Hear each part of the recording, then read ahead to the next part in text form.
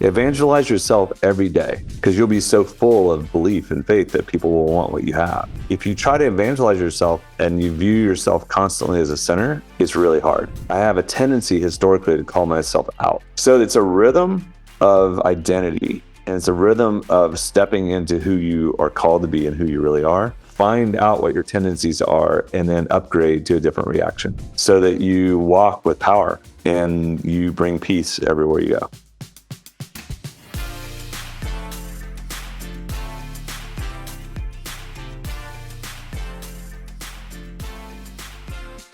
This is your real estate syndication show. I'm your host, Whitney Sewell. Well, today I have an amazing guest for you once again, and you probably already know of him most likely, but his name is Jeremie Kubicek. Man, he's best-selling author many times over in Making Your Leadership Come Alive, 7 Actions to Increase Your Influence. He's acquired businesses from John Maxwell, and he's done so much, even just worldwide, in helping leaders to lead well and really leading themselves while knowing and leading others. And so you're going to hear him elaborate today on this relational component and knowing enough about yourself to be able to communicate well with your team and also with your family, your spouse, your children. He inspired me in big ways about just even parenting and being so intentional with our children. I hope we are. We're trying to be anyway. But he really helped me to push that to a whole nother level. And I know he's going to do that to you as you are a leader in your home and business as well. Jeremie, welcome to the show. The more I have learned about you, I can't believe I hadn't met you before now. Honestly, so welcome. Great to be with you, man. Excited for the time. Yeah, well, I'm honored. And I know that you and I share lots of same missional type mindsets and faith and lots of ways. But I want to go back a little bit because I feel like you had a pivotal moment in your life and career that really changed, probably the whole projection of where you went after that. And it's helpful to hear that and how that changed your mindset. And hopefully we don't have to have a near-death experience for that to happen for us. But tell us a little bit about that. Yeah, well, I've had a crazy life. I've lived in Russia in the early 90s and lived in just crazy turmoil of, mafia, coup attempts, car bombs, that kind of stuff. So there was a lot that shaped who I was and kind of probably grew up faster than others because of it. But then what part of that problem is I became probably a little bit very ambitious. I used to call myself a maker of happen, always trying to, create.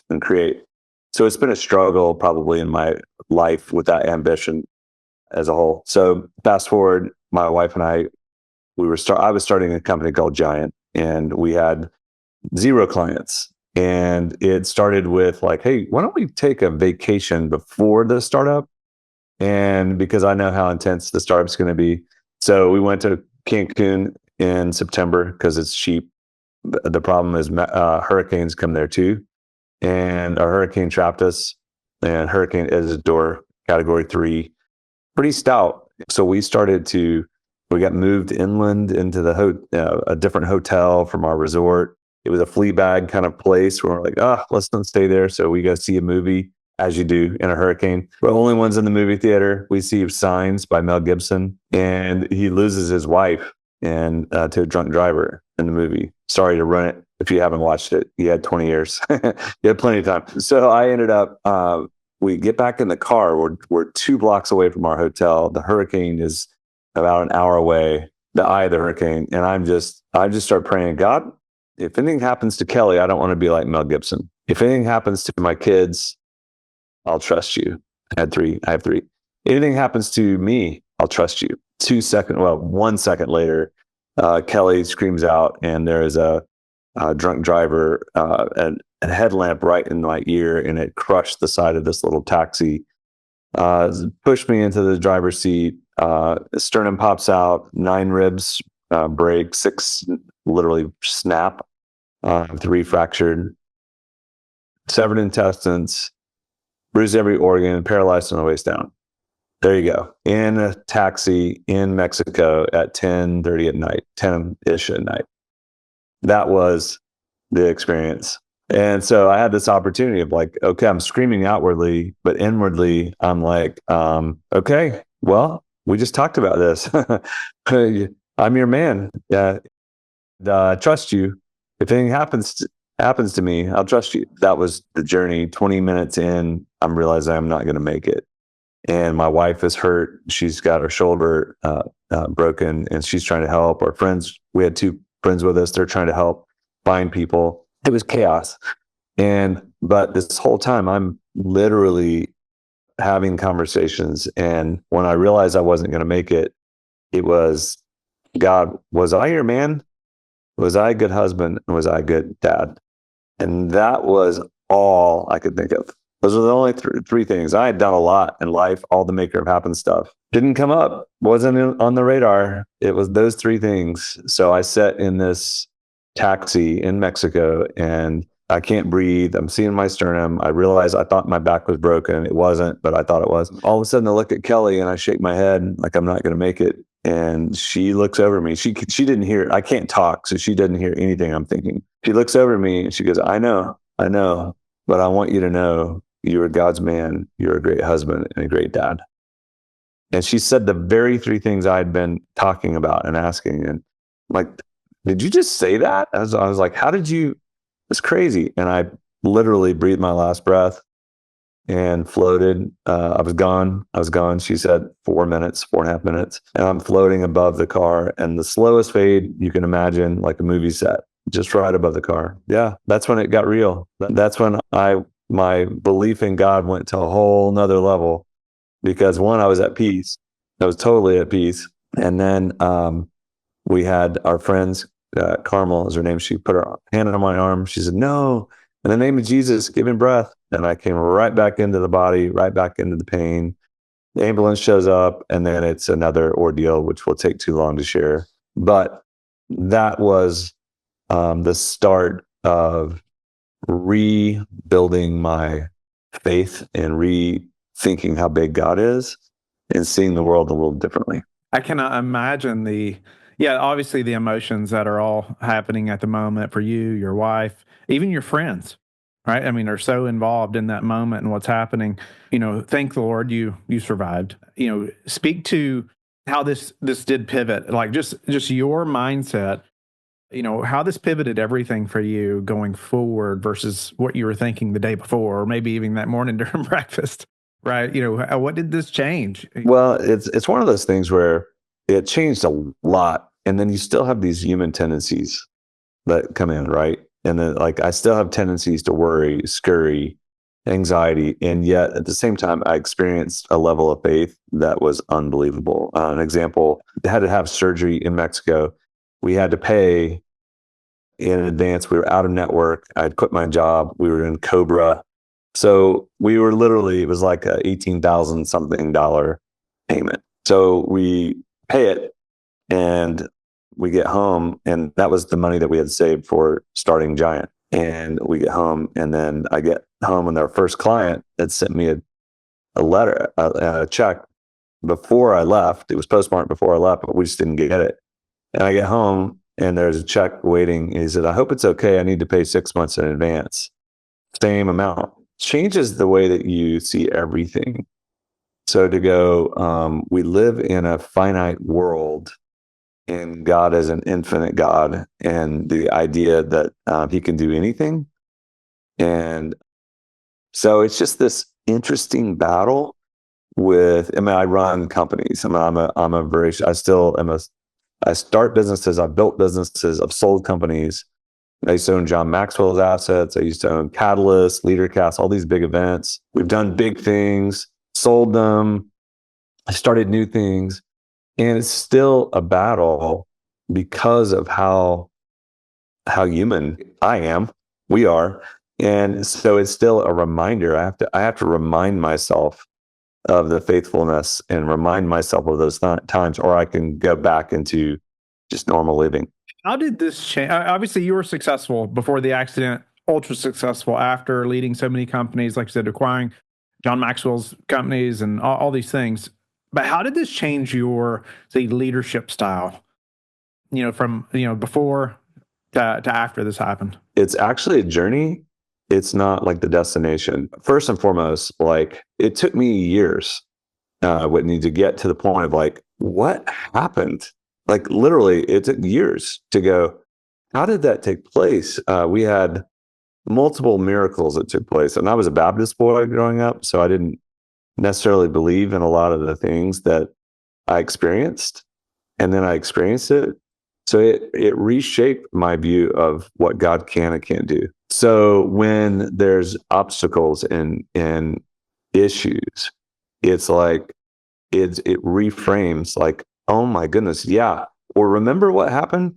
So that remembrance maybe calls up faith in me. But my level of belief just went to a higher level, which probably is also tied to level of risk. Not risky, doing things that are not wise, but taking chances and believing, God, did you really call us to this? We're trying to right now. I'm trying to literally change the leadership cultures of organizations around the world, and I'm building systems to do that in every city and sector in the world, using the 5 voices, using our content, and we're using content as our strategy. So it's like, God, you called me to this. Are we going to go? Is this going to happen? And there's this level of belief that I have to remind myself. I had a mentor of mine, and he would tell me, Jeremie, he was 80 at the time. He's like, evangelize yourself every day, and you won't have to evangelize anyone else, because you'll be so full of belief and faith that people will want what you have. And it's that idea of like literally teaching myself, even as I'm talking to you, I'm reminding myself of belief. It's a relationship, right? I mean, with the Lord, you didn't fall in love with your wife, at least as much as you love her now on the first day, right? But it's the time and the constant time together. Speak to, you talked about evangelizing yourself every day. I love that thought. What does that look like? And I'm going way off my outline here, just so the listeners know, but I love this thought. I think it's probably one of the most important things we could talk about right now. But how do you do that on a, just everyday basis? Because I agree, it's an everyday thing.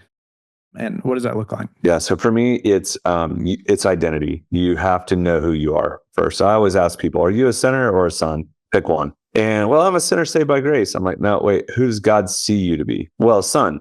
Okay. Are you a son? So what happened with me is I realized the cross and the importance of the cross and the full importance of the cross. I've been crucified. It's no longer I who live, it's Christ who lives in me. Therefore, I've been living in the tomb. The tomb is the resurrection. The open tomb is the resurrection. So I'm a new man. Okay, so I had to say that already, because if you try to evangelize yourself and you view yourself constantly as a sinner, it's really hard. But if you know you are a son, if you know your identity of who you really are, so what I do every morning is I do a call up exercise. And the way I do it is I call myself up, not out. I have a tendency historically to call myself out. And so calling myself up, it looks like some days, it depends on the day, but it's like, hey, Jeremie, come on, man. You got this. You're a liberator. Remember, you're a freedom fighter. Remember, you were designed, you were chosen to activate sons and daughters. Remember, you are and I tell myself who I am. Some mornings it's like, Lord, who do you see that I am this morning? I need you to tell me, remind me who I am. And then that usually leads me to tell God who he is. So that act of calling myself up, and it can be as spiritual as like, I'm reading scripture over myself, or I'm reminding myself, but it's this idea that my default sometimes goes back to human, and I want to be supernatural. I want to be a son. So therefore I have to remind myself of my identity. I have to call myself into it. I have power and authority. I have been, all sin has been taken from me. I don't have a sin nature anymore. I have a sin habit, but the cross has taken the sin nature. Death and sin don't own me anymore. I'm just wooing myself into who I am to start my morning. So that's what I do in the morning. And then in the afternoon at 5:30, I do something called an examine. And it's really simple. I do 3 things. What was I grateful for? What was really, really good about today? Whoever I'm with, my wife usually will talk about it. And then second, it's where was I not at peace today? Where was I off? And was it me or was it them? And it usually is me. And I'm like, man, what's my tendency here? Why do I have a tendency? Yep, I have a tendency to be defensive or to worry or whatever it is. Why is that happening? And I solve it usually with the Holy Spirit. But what I'm doing is I'm examining my day so that I keep short accounts and nothing carries on to the next day. So it's a rhythm of identity, and it's a rhythm of stepping into who you are called to be and who you really are, so that you walk with power and you bring peace everywhere you go. I love that. It's the relationship component, right, with the Lord, and reminding yourself of what He has done.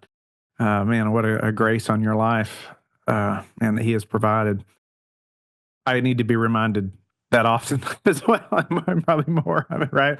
We think it's just a Sunday morning thing, but it's not. It's a relationship that's every day, and I love how you brought that out. And it's not just a morning routine thing. It's a throughout the day, but then even again the afternoon, very intentional time, and even how you call it, an examine, and asking yourself those questions. You mentioned how your wife's involved there. Speak to that a little bit. How is she involved in this, or how do you all work on any of this together, or what does that look like? So what happened was, so I started to create. We built this little this company, and I started partnering with like Henry Cloud, Pat Lencioni, and Andy Stanley, and Craig Rochelle, and we were trying to build the Avengers. I was trying to build this group of people that would do all of these things, and at the end of the day, it worked. It was Catalyst was good, LeaderCast, some of these brands were well-known brands, and it worked, but it didn't do what I was hoping it would do.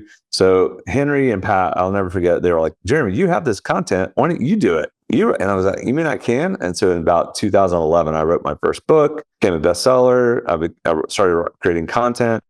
And what I started to realize was I'm really good. God's given me the ability to take complex things and make them simple. And so what I do is I create visual tools to solve some of the biggest issues and problems, personally, relationally, and professionally. So then we've taken those tools. So to answer your question, my wife started getting involved. Sometimes you create things at work and your wife's like, yeah, I've heard it all, Well, I started trying it on with her. I would practice the tools, and then my business partner, Steve Cocker, and I would work together. We would create them. He would talk to his wife. I'd talk to my wife. And so we started to kind of work in a family unit. Well, then we started to figure it out. Like, for instance, one of the tools we created was the 5 voices. We took the complexity of, it's called the Big Five, and Carl Jung's work, where Myers-Briggs comes from. And we made a simpler version of personality and wiring so that people can understand others easier. Instead of a 7 with a wing A, or a high D, high I, or a INTJ, we created like Pioneer Creative. So I'm a connector. You might be a pioneer. Someone else is a nurturer or a guardian or a creative. So it's simpler down to the 13-year-old level. So we started working on our kids with it, the language. And so we learned the language of our children, and we learned the language of each other. And my wife is a guardian. I'm a connector. We're nemesis voices to each other. And then we learned we have a creative, a guardian, and a nurturer. As first voice is our kids, the foundational voice. Well, we then started learning how to speak their language, not forcing them to speak our language. And it changed the dynamic, the relational dynamic between my wife and our oldest daughter, and between me and my son, and us and our youngest daughter. That's where we got fully engaged. So she got immersed in our content. She then uses it. She runs a wedding venue. She uses it with her team. She uses it with all of the couples that get married. So it's just a part of who we are now. I know you focus so much on or you emphasize the relational intelligence. I assume that's part of that, right? In a massive way. Go ahead and speak to like just what relational intelligence is, why it matters. It sounds like we're kind of in that thought even now. Yeah, I mean, the idea is really simple. Like, what's it like to be on the other side of you? And or do you really want to know? And once you have the insight, the personal insight, you can actually start doing behavior change. So for me at the Examine, I've found I have 34 tendencies. I've found 34 on myself. So this is a relational intelligence experiment, if you will. I'm like, okay, I'm defensive at times. If I'm relationally intelligent, how does that show up? And what's it like to be on the other side of me? Well, if Whitney says something that if I feel like he's challenging me, if I don't know he's for me, what do I tend to do? Well, my pattern is to raise my voice. My action is I'll raise my voice. I'll get passionate. And what's the consequence? It pushes the other person back. They walk on eggshells. What's the reality long term? I get yes people around me because they're afraid of challenging me because I'm hard to challenge. I know that. It's a reality. I get it. I live with it. So what I'm learning to do is trading up. I'll always have that tendency. That's the key thing. I'll always have a tendency to be defensive. I've stopped allowing the enemy to accuse me of that. I've actually brought it all out into the light and go, yeah, I know I'm petty sometimes. I know I'm defensive. I know I can overshare. I know I can name drop. I know I have these tendencies. That's totally fine. It just doesn't mean I always act on them.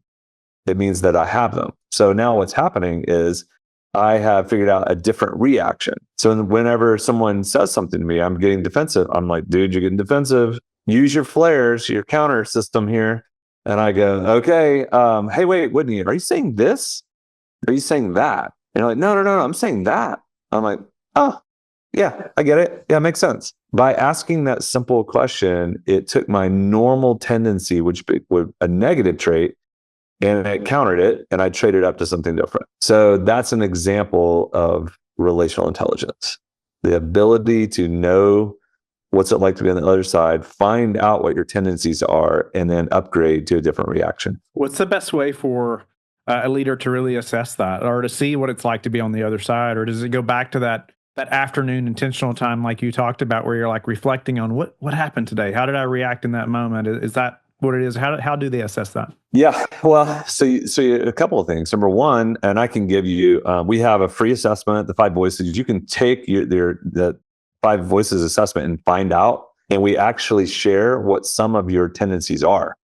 Because by nature, by your voice, you'll know. Like, I'm a connector. Well, connectors have a tendency to be people pleasers. Connectors have a tendency to name drop and overshare and get really excited like a Cocker Spaniel. And we just get excited about things and we want to talk about it. Well, that's a tendency. So in this, and then you get a little report and kind of an overview of who you are. Well, that's one way to know. But then you have your other tendencies, which are kind of your nurtured tendencies from your parents or from your culture. You know, my dad slammed the door, so I slammed the door. My mom rolled her eyes, so I rolled my eyes. Those are tendencies you pick up over time. That means you have to actually dig those out. You do an examine. I have a book called The Peace Index, and chapter 8 of that book, it shares all about this process of how you can actually solve it and how you create the examine to work on managing your emotions so that other people don't have to manage your emotions. So those are tools and tips. Any thoughts on like a leader being able to shift from or being more influential versus authoritative? The way we describe it, we have this tool called the support challenge matrix. And the idea is people need high support and then they need high challenge. But you have to establish support before bringing challenge. If you don't, then people will put up their wall of self-preservation and they'll think that you're against them. So whether it's kids or employees or a spouse, establishing support is, hey, Whitney, I'm for you. What do you need? Do you have everything you need to do what you're supposed to do? Now, challenge is I'm going to hold you accountable to the things we've agreed upon, to the goals. So the best leaders in the world are liberators. It's high support, high challenge. So that would be Jesus as a full lamb, full lion. A lot of Christians treat Jesus like a lamb. They forget he's a lion. So the combination is both high support, high challenge. So if you bring challenge with no support, you are an authoritarian. You're that football coach. You're a dominating presence. And people don't think that you're for them. And so then they'll abdicate and they'll pull back. I lived in Russia for 2 years, and I watched 70 years of communism, and that domination led to an abdicated people, an apathetic, gray people. They weren't free to be liberated. So they didn't go for it. There wasn't opportunity or empowerment. So that's the problem. The other side, though, is equally as bad. It's just, it looks different. It's called helicopter parents. It's the idea of high support, low challenge. So then you produce protection, enabling, entitlement, and kids get spoiled in that category, and teammates get entitled. So it's learning to calibrate support and challenge based on what your tendency is and who you're on the other side of. And that is really, really tricky and really, really powerful when you do it. I love how you apply that to parenting as well, but also to how we manage our teams. Managing a what we hope to call a high performance team, right, can be really difficult. But speak to maybe how the 5 gears or the 5 voices help break that down, or maybe the frameworks behind that a little more. Yeah. So I will. We actually have. It's actually a book called The 100X Leader. In that book, in it, we talk about the Sherpa on Mount Everest, and that the Sherpa are the best leaders in the world. And the reason they're the best leaders is because they're climbing while helping you climb. So that is leadership. If you boil it down, leaders, they perform while helping other people perform. But if you're not healthy, if you have an unhealthy Sherpa, if you got a Sherpa has asthmatic, they got an inhaler, you're like, man, can I have another Sherpa, please? Is there anyone else? This guy's smoking 5 packs. What's going to happen when he gets up there? The idea is that if you're going to be a leader worth following, then you have to be healthy yourself. You have to be aware. You have to be able to climb. And then you have to know how to motivate your climbers. So each person's different. That's the thing. It's like we have figured out how to hyper customize everything. When you know who's on the other side of you, well, this person, they need a little look. This person needs a kick in the pants. This person needs a hug. So every person's different. So if you are healthy, we call it 100X, meaning you're 100%, and then X you can multiply. So if you're healthy and can multiply, you're the best leader in the world. That's like, we need more 100X leaders. We need more Sherpa. The problem is we get 75 plus people, generally healthy, but they're like positively reactive. Hey, Whitney, if you need anything, my door's always open. Come see me. That'd be like the Sherpa climbing on the left side while you're on the right side. Hey guys, I'm going to be climbing over here. If you need me, let me know. I'll come over and help you. But that's not what Sherpa do. Sherpa are with their people, and they're moving up and down constantly, trying to get them to the next level. And it's not about them getting to the summit. It's about them helping everybody else get to the summit. So that's the same idea with parenting. That's the same idea with leadership. Is the best leaders in the world. They know how to calibrate high support and high challenge to get you to the next level. And it just doesn't exist very often because people are busy, distracted, and not intentional. I love that example of the Sherpa and climbing next to you, and the intentionality that takes of that leader, right? To get you or whoever they're leading to the top. Well, they're unsuccessful if the person they're leading doesn't get to the top, right? Even if they made it to the top, it wouldn't matter if the other didn't make it. So I know you talk often, I think, about like common leadership language, like a common leadership language. And how do you, how should an organization create that language just to work together more effectively? Yeah. So we've built about 75 tools that solve most every problem inside an organization. What we figured out is, number one, it needs to be visual, because adults don't learn, they don't read much anymore. So because of that, you have to create a very fast learning in a visual tool. I did it with you with high support and high challenge. We have a matrix. I can use hands. I can show you a matrix. With the 5 gears, it's a Stein language. I don't have time to go into that right now, but with the voice, it's all objective language, not subjective language. So if I come to you and say, all right, Whitney, if you know you're a connector, or if I know I'm a pioneer, or whatever the voice, now we know how to show up to each other. That's objective language. Now I know a connector is more of a feeler, a pioneer is more of a thinker. A thinker will have a tendency to bring more challenge, less support. A pioneer. A connector will bring more support and less challenge. Those are tendencies. We know that ahead of time. So objectively, we've already understood each other because we know now language. So then when I come to you, I can go, hey, what do you need right now? Do you need more support or more challenge right now? Or I can use it, but we know that support challenge matrix, which is one of our 70 something tools. So now if we use that tool and then we add it to the 5 voices and then we add it to like a peace index or the 5 gears or whatever other tools, now I'm creating tools that help me solve emotional problems, personal problems, relational dynamics inside organizations. And that's how companies use it. So Googles of the world. We've got the Microsofts, we've got the large, we've got the small companies, U.S. Air Force. We have people who use the language because it scales. And it's simple enough for a 13-year-old. The problem with like Harvard is it's great. It doesn't scale. It's too complicated. So only the top percentage of people will read it or understand it or pick whatever disc. Good things that are really good. They don't last long term because it's too complicated. So we don't have just a psychometric. We use the psychometric of the 5 voices, but we build a leadership language around. Do you have gossip problems? Do you have team leader performance issues? Do you have influence problems? And we drop in tools to solve all of that based on the personality.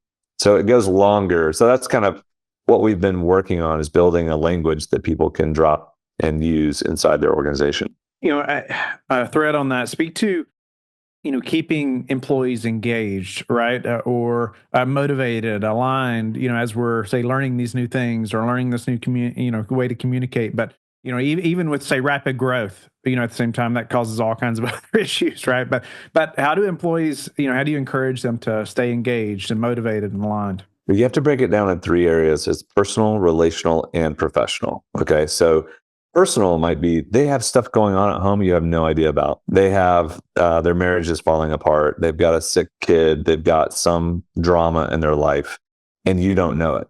We created the Peace Index to help solve that with them.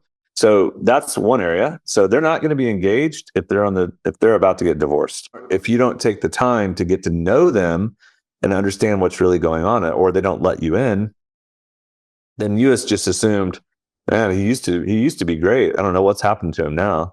Well, because there's something going on really big.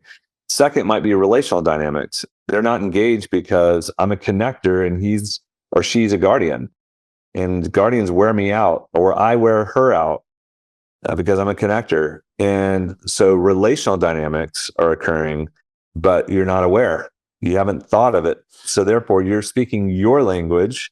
You're not speaking their language. So you're not calling them up. They may experience you calling them out. So that's 2. 3 is professional. They may not know what to do. They haven't been. I'm writing our next book. It's our 7th book. It's on developing people through a development square, and it's like, are they consciously incompetent? How do we get them to conscious competence, right? So this whole process of getting them across to that point, well, that means role clarity. They need to know what to do, when to do it, how to do it. Have we given them the amount of training, or did we just hire them like, here you go, good luck? So engagement's complicated because it's personal, it's relational, and it's professional. It's all 3 together. And the personal will always take out the professional. So you've got to go deeper and unpack it pretty quickly to ascertain what's really happening. I want to transition. I almost want to go back full circle here to where we nearly started, Jeremie, and because I want to give you another minute to speak on this. I feel like it's so important. It's an important thing that I've been pushing in as well, or in this direction, is, as you're developing content more for parents, families, like 6 Summers, right? Speak to just why leadership at home, is so important, right? Just as it is at work, but man, it's just as important at home. It's the same concept of parents are so busy, kids' schedules are so busy. But if we don't create objective language, then kids are going to pick up on our subjectivity. They're going to hear like comments, and they're so sensitive to them because the stupid is as stupid does. But that stuff is kind of old school. But comments that are made, you always, why can't you? God, and the drama that it produces. So my family, my wife and I, we just started, we were like, we didn't believe in adolescence. We think adolescence is made up in the last 60 plus years. I'm a farm boy. At 13, by 10, I was on tractors. By 13, I was running. By 15, I was driving. When I'm 14, I was driving. I shouldn't be driving things that I was driving. We started to say, we're going to treat our kids like they're adults at 13. By 15, they have to start a company.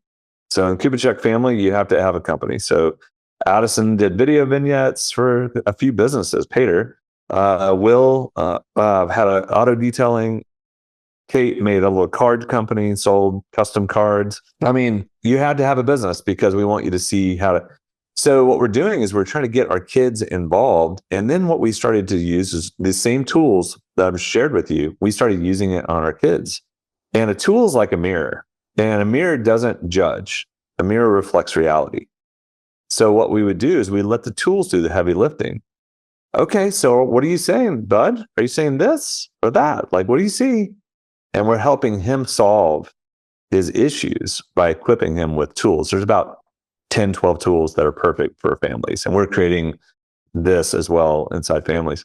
But so my son was so affected by the tools. I knew he was a guardian. He knew I was a connector. I started using support challenge matrix, know yourself, lead yourself, go to the source, all these little tools. And it created common objective language.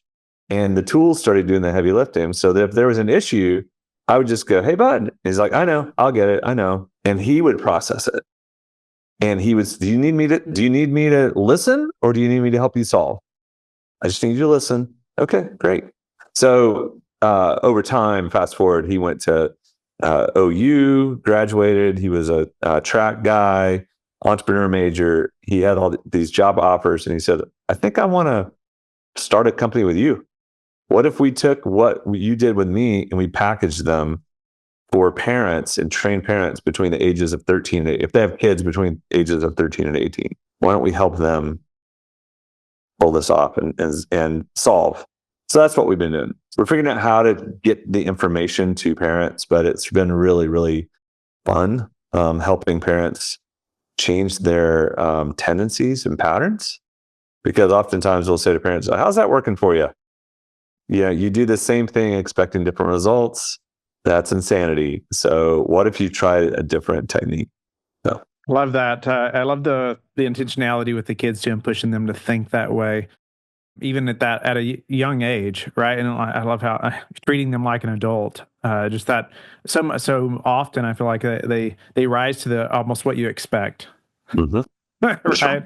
Yeah. And we want to treat them like they're 8 when they're 12, and guess what? They act like an 8-year-old. Well, we've extended insurance to 26 years old. I mean, and we want to know why kids aren't developing. Is we have a systematic issue with development. Is we've allowed kids, and you think about it, we've gone from an agrarian economy to a technological economy. Kids don't need to be out on the farm, working. So what do? Well, they do video games, or it's almost like a waste of time for 10 years of this elongated learning cycle, and it's not developed. And we're like, no, actually, you can develop your kids. You develop them starting at 13, start them at 10, but 13, it becomes intentional. And what do they need to learn? What books? So I'm actually working right now on what I did with my kids, but making it a little bit more professional. I just made a Excel spreadsheet from 16 to 18 in particular, but 16 to 18, what is their every month of development? How do we launch them well by 18? And when there was their college visits, and what do they need? And I just put it in these like monthly or quarterly sections, and then they adopted it, and it became their kind of they knew where to go. And then I had expectations. We're going to have a senior trip here. We're going to have a trip here with your mentors. You're going to read these 3 books. You're going to have this. So it was like, we're not going to waste time. We're going to, but it's not, it sounds overly constrictive. It wasn't. I made it match each one of my kids. My son wanted it very detailed and structured. My daughter's is a little bit more loose. Love the intentionality, and I look forward to seeing that in some way. I'm not sure how you're going to produce that yet for the public, but I look forward to that for sure. I love being intentional with our children. We live on a farm just because of that, and so the boys know they have to feed the horses before they get to eat in the morning. So That's it. it's incredible. Love the intentionality behind thinking and pushing them and having their own business. You said by 15, I think, By right? 15. Yeah, that's incredible. Jeremie, incredible to meet you, have you on the show. I'm so thankful that we got to meet, and I look forward to consuming more of your content. And I need many books and resources. Point us in the right direction. What book should we start with? Where should we go to learn more about you? It kind of depends, right? So I'll put some things in your maybe show notes if they want to take the free 5 Voices assessment. So if you want to know your personality wiring, the 5 Voices are really fun, and there's so many resources there. If you wanted to start to work though on your own piece, and the Peace Index, people love it. It's fast. It's powerful. It basically helps you deal with purpose, people, place, provision, and personal health all together to figure out what level of peace that you have. If you're listening to this, you're a leader, then the 100X Leader is the field guide for leadership. It's the Sherpa, all of that. Outside of that, I have JeremieKubicek.com. I have GiantWorldwide.com. Again, I can send you that, but I'll send you the free assessment link. So if people want to take it, then they can just go find out what their personality and what their voice is. It's kind of fun. That's awesome. I look forward to doing that myself, Jeremie. Thank you so much. Absolutely.